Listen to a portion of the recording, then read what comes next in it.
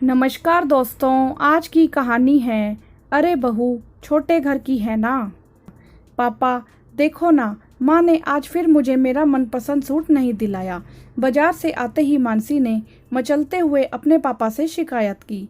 ओहो सुनीता, तुम भी ना दिला देती बच्ची को उसका मनपसंद सूट, गुप्ता जी ने अपनी पत्नी से कहा। सुनीता ने कहा, अच्छा जी, कैसे दिला देती, एक ही तो बेटी नहीं है आपकी। अगर इसे दिलाती तो छोटी का मुंह फूल जाता, और फिर महीने का बजट उसका क्या। अरे मेरी लाडो बिटिया, तू चिंता मत कर, तुझे ऐसे बड़े घर में ब्याहूंगा कि वहाँ तुझे किसी चीज की कोई कमी नहीं होगी। राज करेगी मेरी बिटिया रानी, गुप्ता जी ने मानसी को लाड लडाते हुए कहा।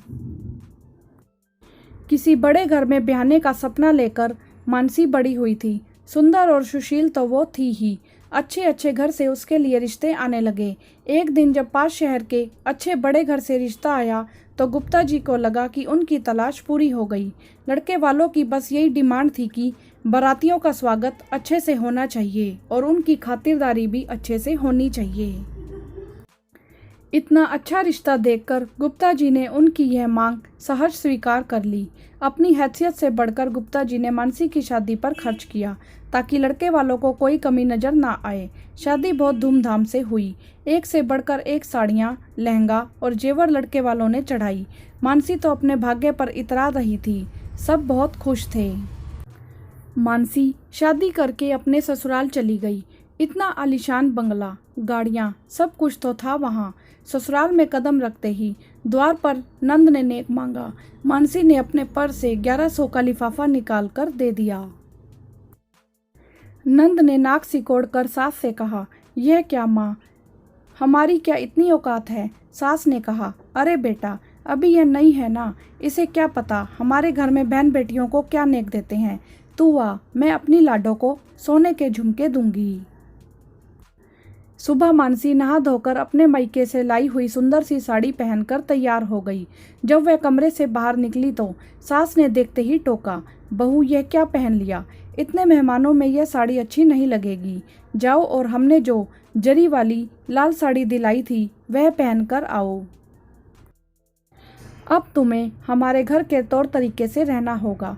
दूसरे दिन पहली रसोई में मानसी ने सबके लिए बड़े मन से छोले भटूरे और हलवा बनाया। डाइनिंग टेबल पर बैठते ही सब बातें बनाने लग गए। देवर बोला, मम्मा मेरा सैंडविच कहाँ है, तो नंद बोली, इतना हैवी ब्रेकफास्ट, मैं तो यह कभी नहीं खाने वाली। सास ने कहा, बेटा तुम्हारी भाभी छोटे घर की है ना, उसे क्या पता हमारे घर में क्या खाते पीते हैं। मानसी के पति ने भी बस नाम मात्र ही चखा। एक हफ्ते के बाद मानसी को पग फेरे के लिए बुलाना था। गुप्ता जी ने मानसी की सास के पास फोन करके कहा कि वह कल मानसी को लेने आ रहे हैं। सुबह वाली ट्रेन से आएंगे और शाम वाली ट्रेन से मानसी को ले जाएंगे। यह सुनकर मानसी की सास ने गुप्ता जी से कह दिया कि समधी जी, आप तकलीफ मत करना, हम मानसी को गाड़ी से भिजवा देंगे। बात करने के बाद मानसी की सास ने मानसी से कहा, सुनो बहू, इस बार तो हम तुम्हें गाड़ी से भिजवा देंगे, लेकिन अपने पापा से कह देना कि अगर तुम्हें लेने आना हो तो गाड़ी लेकर आ जाएं। हमारे घर की बहू इस तरह ट्रेन में नहीं जाएगी।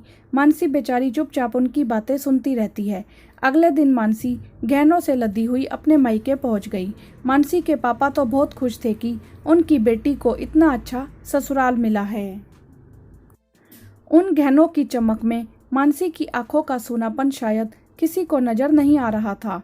छोटी बहन ने भी उसे छेड़ते हुए कहा, वाह दीदी, आपके तो मजे हैं, इतना ठाट बाट। गुप्ता जी ने कहा, अरे क्यों चिंता करती है तू, तेरे लिए भी ऐसा ही ससुराल ढूंढ लूंगा। मानसी फीकी सी हंसी हंसकर रह गई। अगले दिन दामाद बाबू मानसी को लेने आ गए।